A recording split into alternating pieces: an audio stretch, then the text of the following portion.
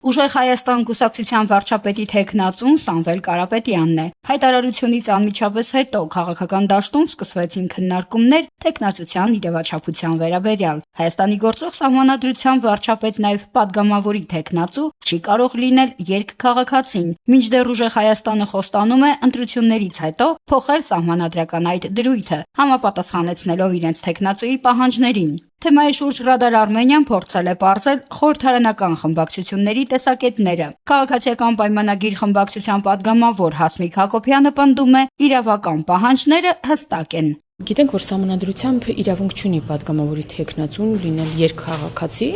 եւ հենց սրա բերումով տվյալ անձը չի կարող լինել նախընտրական ցուցակում, այսինքն սա սահմանադրության խախտում է եւ մեկնաբանել մի բան, ինչը մեկնաբանելու չէ, կարծում եմ լուրջ չէ։ Ի սկզբանե չվարչապետը չի կարող լինել վարչապետի թեկնածու։ Հայաստան խմբակցության падգամավոր Գառնիկ Դանելյանին հանդիպեցինք խորհրդարանի միջանցքում։ Արդյոք Վեյդան կողմ է մեկ անձի համար սահմանադրություն փոխելուն եւ արդյոք կողմ կքվեարկեն, եթե լինեն հաջորդ խորհրդարանում։ Սակայն Դանելյանն ասաց, հարցը նախ պետք է քննարկվի խմբակցության ներսում։ Ֆրակցիան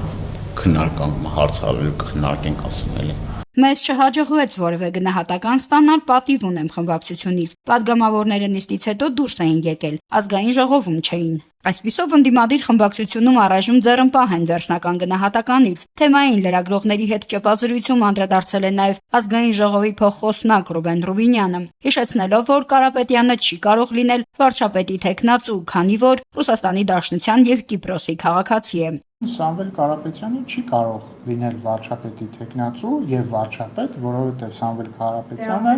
բացի Հայաստանի քաղաքացի լինելուց նաեւ հանդիսանում է Ռուսաստանի Դաշնության եւ Կիպրոսի քաղաքացի։ Սահմանադրության հոդված հնարավոր չէ փոխել, եթե վարչապետ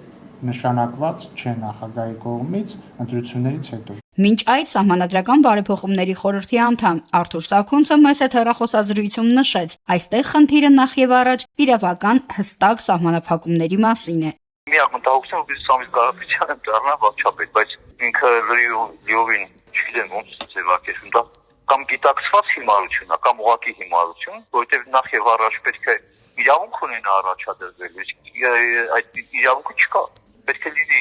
միայն Հայաստանի Հանրապետության քաղաքացի եւ միայն վերջին 4 տարում Հայաստանում մշտապես բնակված անձը։ Ըստ Սաքունցի, Հայաստանի Հանրապետության սահմանադրության համապատասխան դրույթներով Սամվել Կարապետյանը ոչ միայն չի համապատասխանում վարչապետի պաշտոնի համար սահմանված պահանջներին, այլ նույնիսկ չի կարող առաջադրվել որպես падգամավորի թեկնածու։ Քաղաքական դաշտում հնչած հայտարարություններ, թե իշխանության գալու դեպքում հնարավոր է նախաձեռնել սահմանադրության փոփոխություն, մասնագետները հիշեցնում են, սահմանադրական փոփոխությունները ենթադրում են բարդ ընթացակարգեր եւ չեն կարող պայմանավորված լինել մեկ անձի քաղաքական հավակնություններով։ Նարնե Ղուկասյան, Մանուել Ստեփանյան, Ռադար Արմենիա։